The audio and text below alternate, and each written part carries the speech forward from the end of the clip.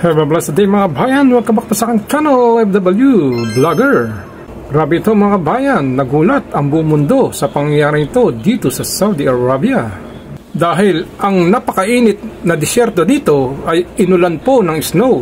Hindi naman to bago sa Saudi Arabia ang pag-uulan ng yelo o tinatawag na hailstorm. Pero ang pag-ulan po ng snow ay first time po itong naranasan dito sa Saudi Arabia mga bayan. So watch po natin ang mga nagbabagang balita na ito na naganap dito sa Saudi Arabia.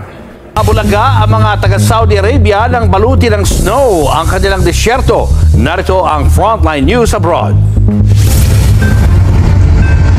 Ito ang Al-Jaf region sa Saudi Arabia. Isa itong malawak na disyerto, mainit at tuyo. Pero nitong Lunes, nabulaga ang buong mundo nang mamuti ang Al-Jaf region at balutin ito ng snow o niebe. Sinabayan din niya ng hailstorm. Ito ang unang beses na naranasan ng Saudi Arabia ang snow, lalo't desert climate talaga ang bahaging ito ng mundo. Paliwanag ng United Arab Emirates National Center of Meteorology, merong unusual o kakaibang weather system na gumagalaw mula sa Arabian Sea papuntang Oman.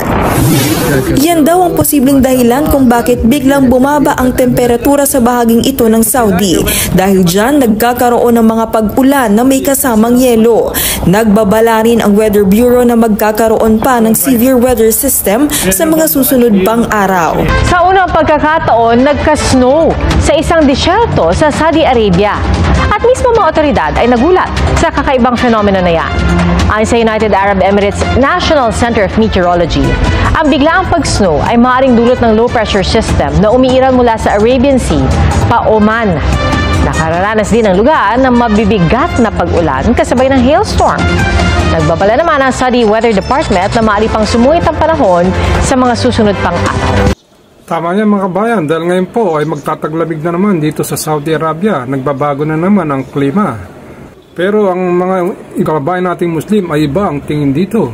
Kumbaga, malapit na daw ang paghukom dahil ang napakalawak na disyerto na ito ay tinubuan na ng maraming damo at ang napakainit na lugar ay inulan na ng snow. Base lang to sa mga naririnig ko at napapanood ko dito sa Saudi Arabia mga kabayan.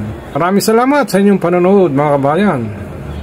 Para sa mga bago manonood, please like and subscribe and click the notification bell para updated po kayo sa aking mga bidyong ilalabas mga kabayan. To God be the glory.